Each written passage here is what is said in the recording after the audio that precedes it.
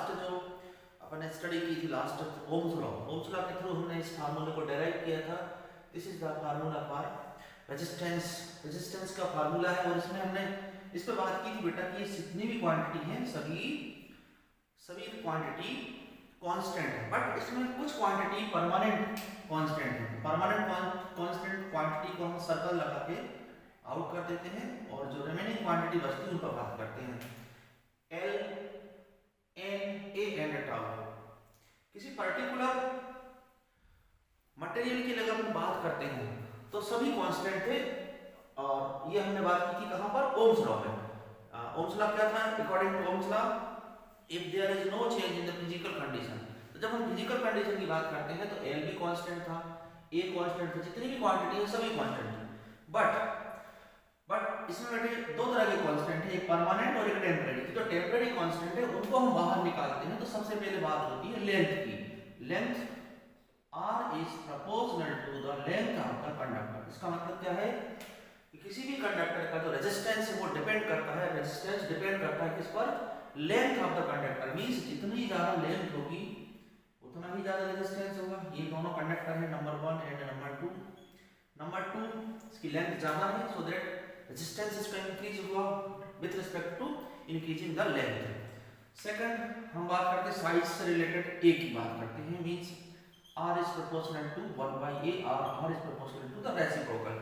इसका मतलब क्या होता है, एरिया क्रॉस सेक्शन, किसी कंडक्टर का एरिया क्रॉस सेक्शन अधिक होने से क्या होगा। दो तरह के कंडक्टर मैंने आपके सामने रिप्रेजेंट किए हैं। नंबर 1 को देखते हैं तो एरिया ऑफ क्रॉस सेक्शन कम है, सेकंड वाले का ज्यादा है। तो ये रेसिप्रोकल मींस अगर ज्यादा है एरिया ऑफ क्रॉस सेक्शन तो रेजिस्टेंस कम होगा और अगर कम है तो रेजिस्टेंस ज्यादा होगा। तो दो तरह के होंगे, लेंथ से डायरेक्टली प्रोपोर्शनल है, एरिया ऑफ क्रॉस सेक्शन का रेसिप्रोकल है, ज्यादा होगा तो रेजिस्टेंस कम होगा।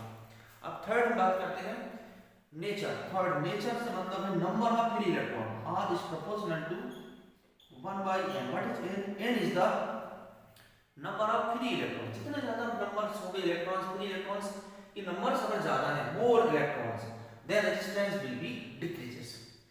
इसका मतलब ये भी है कि जो गुड कंडक्टर होते हैं बेटे, गुड कंडक्टर जिसमें फ्री इलेक्ट्रॉन्स ज्यादा होते हैं, तो नंबर ऑफ इलेक्ट्रॉन ज्यादा होंगे गुड कंडक्टर में तो उसका रेजिस्टेंस कम होगा। And fourth and important is r is proportional to 1 by tau.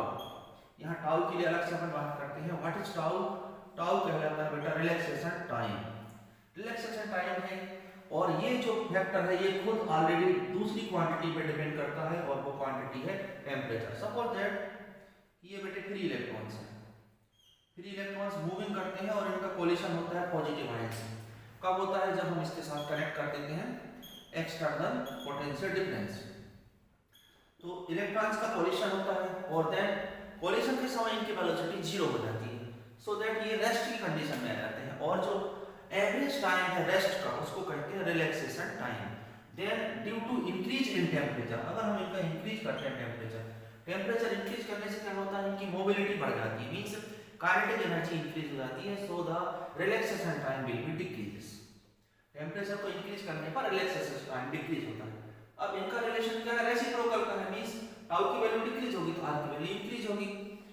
अब इन दोनों को डायरेक्ट देखते हैं। अगर अपन डायरेक्ट देखें तो due to increase temperature resistance also increase and due to down करेंगे टेम्परेचर को कम करते हैं, लेस करते हैं तो रेजिस्टेंस भी डिक्रीज होगा। बट ये जो चीज है ये ओनली ये it is true only for metal. ये मेटल की बात हो रही है। फिर आगे चल के अपन बात करेंगे सेमीकंडक्टर की एंड इलेक्ट्रोलाइट की। मेटल के लिए टेम्परेचर राइज करते हैं तो रेजिस्टेंस भी राइज होता है, डिक्रीज करते हैं तो रेजिस्टेंस भी डिक्रीज होता है, but it is true only for metal. और दो तरह के मटेरियल होते हैं जिनमें भी करंट फ्लो होता है, और एक होता है सेमीकंडक्टर और एक होते हैं इलेक्ट्रोलाइट। इनके साथ ऐसा नहीं होता। इनके साथ क्या होता है, सेमीकंडक्टर के बारे में हम नेक्स्ट जब अपन आगे स्टडी करेंगे जब हम बात करेंगे, लेकिन अभी थोड़ा सा आपको बता देता हूँ कि जो सेमीकंडक्टर होते हैं लाइक जर्मेनियम 4 इलेक्ट्रॉन्स होते हैं इनके लास्ट ऑर्बिट में, और ये कोवैलेंसी बॉन्ड बना लेते हैं। जर्मेनियम कोवैलेंसी बॉन्ड बना लेते हैं, so there is no free electron. एक भी इलेक्ट्रॉन फ्री नहीं होता बेटा। और ये बात होती है 0 केल्विन की बात होती है। 0 केल्विन टेम्परेचर पर एक भी इलेक्ट्रॉन फ्री नहीं होता, सभी कोवैलेंसी बॉन्ड बना लेते हैं। बट जैसे ही हम इनका टेम्परेचर राइज करते हैं due to rise in temperature rise करने पर ब्रेक हो जाते हैं। कोवेलेंस बॉन्ड ब्रेक होने से कुछ इलेक्ट्रॉन फ्री हो जाते हैं, मींस टेम्परेचर को राइज करने से क्या हुआ, इलेक्ट्रॉन फ्री हो गए, और इलेक्ट्रॉन फ्री होंगे तो करंट का फ्लो होने लगेगा, करंट फ्लो होगा इसका मतलब रेजिस्टेंस डिक्रीज होगा। सो ये जब हम बात करते हैं सेमीकंडक्टर की, तो सेमीकंडक्टर में due to rise in temperature को राइज करने से रेजिस्टेंस इसका डिक्रीज होता है, और इस बात को हम ऐसे कह सकते हैं resistance coefficient. Resistance coefficient of metal is positive, metal का रेजिस्टेंस कोएफिशिएंट पॉजिटिव होता है, बट सेमीकंडक्टर का नेगेटिव होता है। पॉजिटिव से मतलब क्या है, टेम्परेचर को राइज करें और रेजिस्टेंस भी राइज हो, सो इसको बोलेंगे temperature coefficient of resistance is positive for metal and but for semiconductor ये इसमें बेटा नेगेटिव होगा, बिकॉज इसमें क्या होता है, टेम्परेचर को राइज करने से रेजिस्टेंस इंक्रीज नहीं होता बल्कि डिक्रीज होता है। सिमिलरली इलेक्ट्रोलाइट में भी क्या होता है, इलेक्ट्रोलाइट में आपको पता है कि करंट का फ्लो किसके थ्रू होता है, आयंस के through, positive and negative ions. किसी बैटरी के अंदर टू प्लेट्स, एक एनोड की और एक कैथोड की, इनके बीच में electrons anode positive and cathode negative, इनके बीच में जो फ्लो होता है ions, positive ions and negative ions, ये जब फ्लो करते हैं तो करंट बनता है। अब टेम्परेचर को राइज करते हैं तो क्या होता है बेटा, टेम्परेचर को राइज करने से ये है ना फ्लो, इनका रेट ऑफ फ्लो फास्ट हो जाता है, फास्ट मूव करने लगते हैं। जैसे टेम्परेचर राइज करते हैं सो द करंट है ना पहले से ज्यादा हो जाता है, मींस रेजिस्टेंस इनका डिक्रीज होता है, सो इसमें भी नेगेटिव होता है। तो ये बहुत इंपॉर्टेंट बात मैंने आपको बताई, मेटल में रेजिस्टेंस कोएफिशिएंट पॉजिटिव होता है, बट सेमीकंडक्टर एंड इलेक्ट्रोलाइट इन दोनों में नेगेटिव होता है। अब हम बेटे बात करेंगे नेक्स्ट क्वेश्चन की।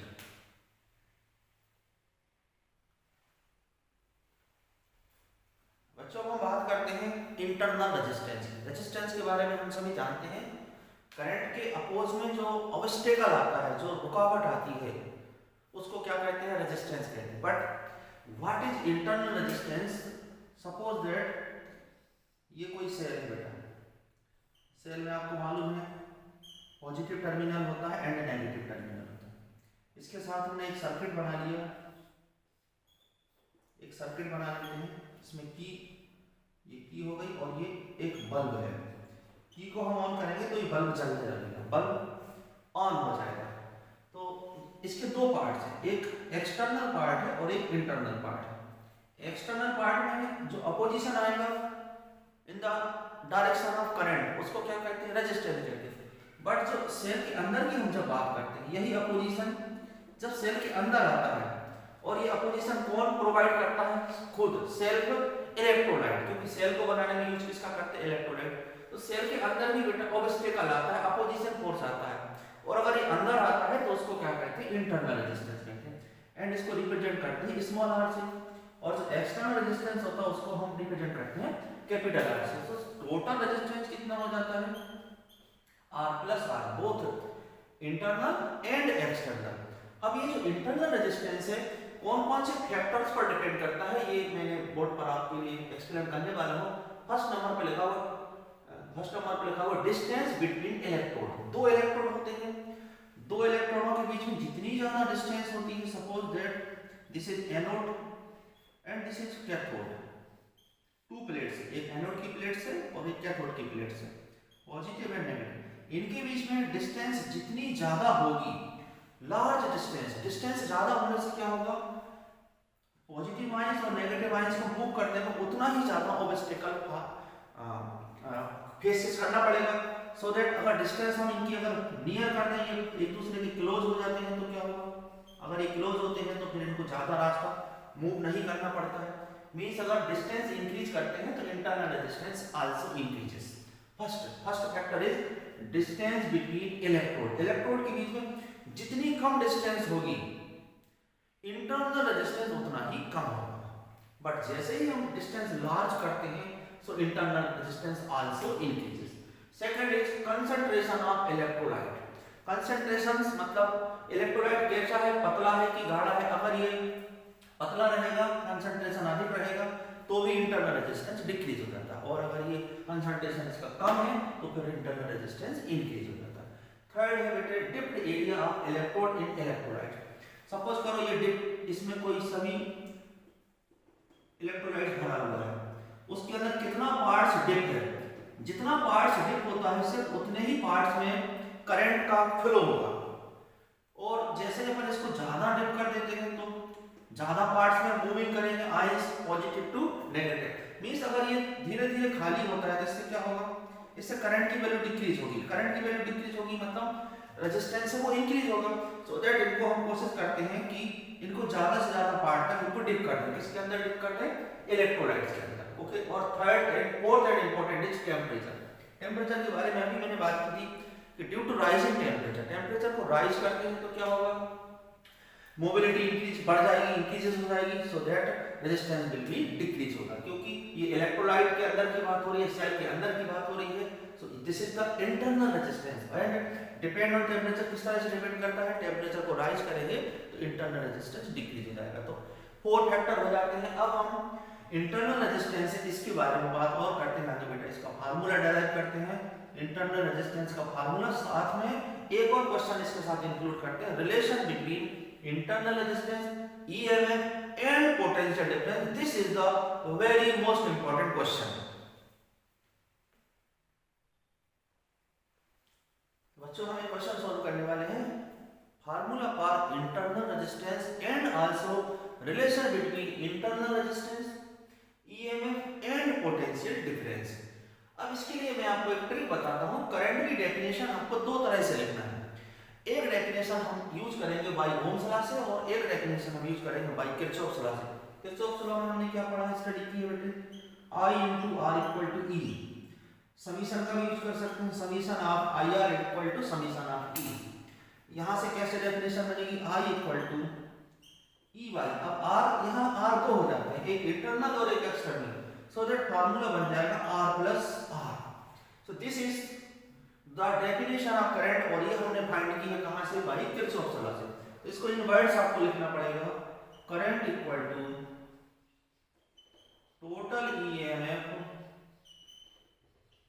Total EMF divided by total resistance.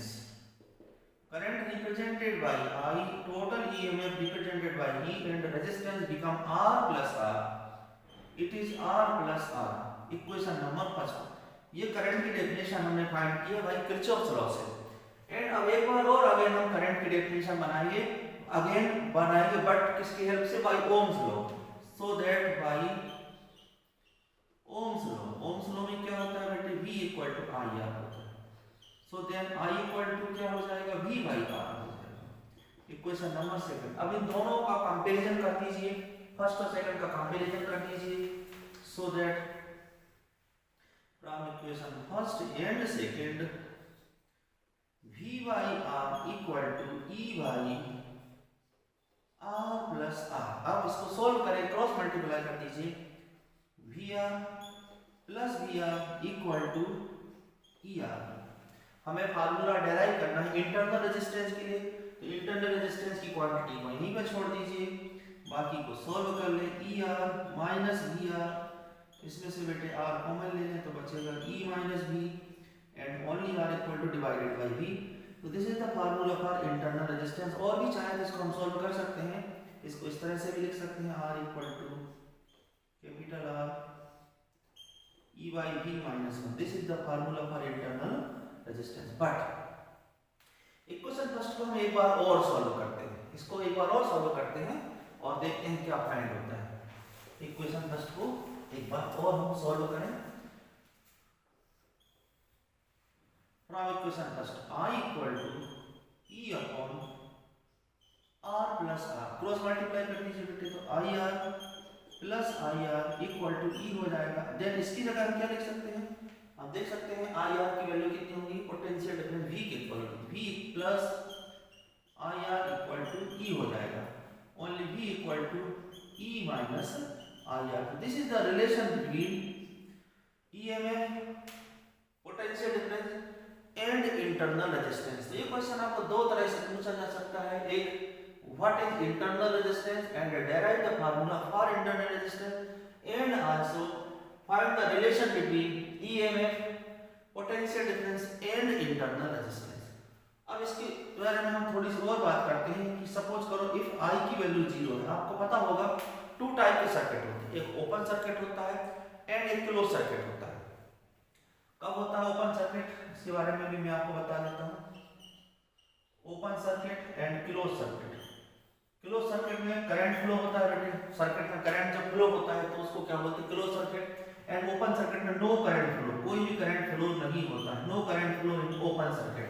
सो इस कंडीशन में I इक्वल टू 0 होगा। ओपन सर्किट में क्या होगा, I की वैल्यू 0 होगी। जब हम यहाँ I की वैल्यू 0 पुट करेंगे then V equal to E हो जाता है। Means in this condition open circuit में पोटेंशियल डिफरेंस एंड EMF दोनों ही इक्वल होते हैं। बट जब हम क्लोज सर्किट की बात करते हैं तो करंट फ्लो होता है तो पोटेंशियल डिफरेंस की वैल्यू फॉल हो जाती है, डिक्रीज हो जाती है, इसकी इक्वल नहीं होती बल्कि इससे कुछ कम वैल्यू फाइंड होती है।